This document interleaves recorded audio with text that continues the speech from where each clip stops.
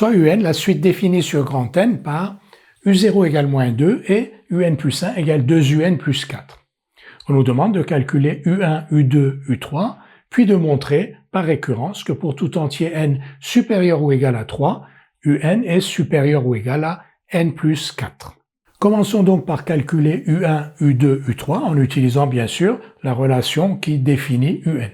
Donc, U1 égale, on remplace n par 0, U1 égale 2U0 plus 4, 2 fois moins 2, moins 4 plus 4, 0, U2 égale 2U1 plus 4, donc 4, et U3 égale 2U2 plus 4, c'est-à-dire, donc on va l'écrire, 4 fois 2, 8 et 4, 12. On nous demande maintenant de montrer que pour tout entier n supérieur ou égal à 3, UN est supérieur ou égal à n plus 4 en utilisant un raisonnement par récurrence.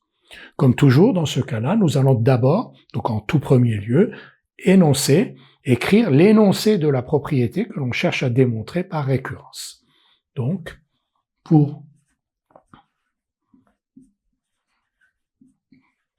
tout entier n supérieur ou égal à 3, soit P de n, la propriété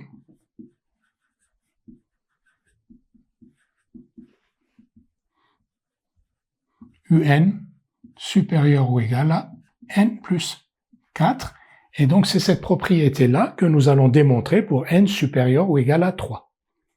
Pour cela, donc, deux étapes, l'initialisation et l'hérédité. Initialisation d'abord.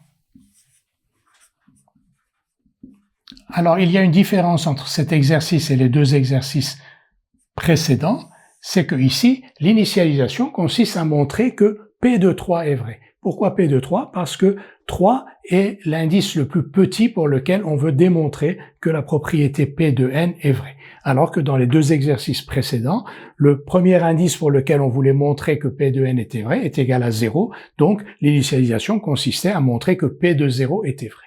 Donc, initialisation, on va ici montrer que P de 3 est vrai. Pour montrer que P de 3 est vrai, il faut montrer que U3 est supérieur ou égal à 7. Donc, U3, on nous l'a fait calculer. Donc, U3 est égal à 12. Et 12 est bien supérieur ou égal à 7, mais on va l'écrire.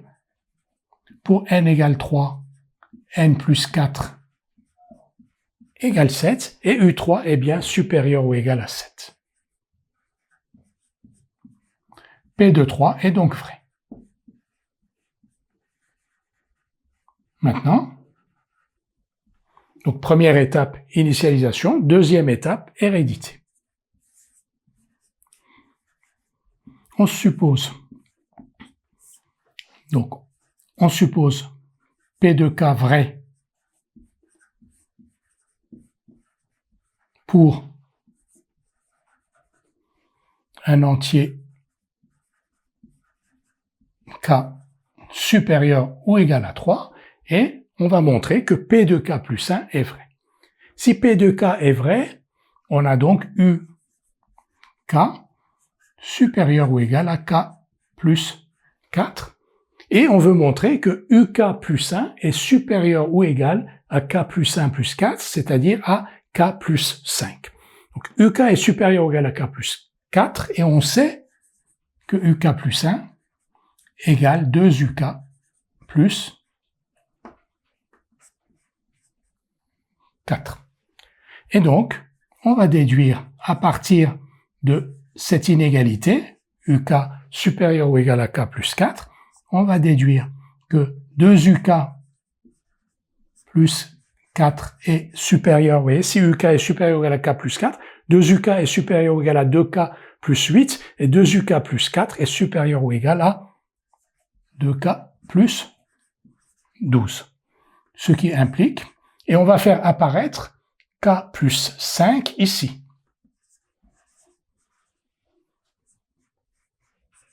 Supérieur ou égal à K plus 5 plus K plus 7. 2K plus 12, c'est bien K plus 5 plus K plus 7. Et donc, UK supérieur ou égal à K plus 4 implique 2 UK plus 4, c'est UK plus 1, supérieur ou égal à K plus 5. Parce que K plus 7 est strictement positif, K est supérieur ou égal à 3, on lui additionne 7, on obtient donc un entier qui est supérieur ou égal à 10. Donc si 2UK plus 4 est supérieur ou égal à K plus 5 plus K plus 7, il est aussi supérieur ou égal à K plus 5, ce que nous écrivons ici. Et on remplace 2UK plus 4, bien entendu, par UK plus 5. Donc, P de K plus 1 est vrai. Initialisation, hérédité, conclusion.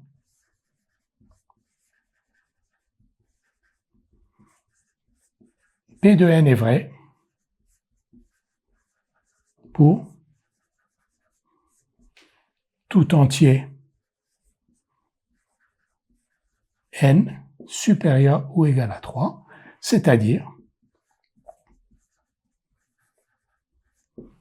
un supérieur ou égal à n plus 4 pour tout entier n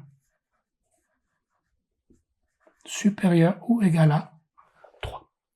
Récapitulons la partie relative au raisonnement par récurrence. Donc, d'abord, on a énoncé la propriété que l'on cherchait à démontrer par récurrence, donc ici, et ensuite, 2 étapes, initialisation, hérédité, et vous avez remarqué que dans l'initialisation, on a donc commencé par montrer que P de 3 était vrai, parce que 3 est l'indice le plus petit à partir duquel on cherche à montrer que P de n est vrai. Alors que dans les exercices précédents, on montrait que P de 0 était vrai, parce que l'on voulait montrer que pour tout n de grand N, P de n était vrai.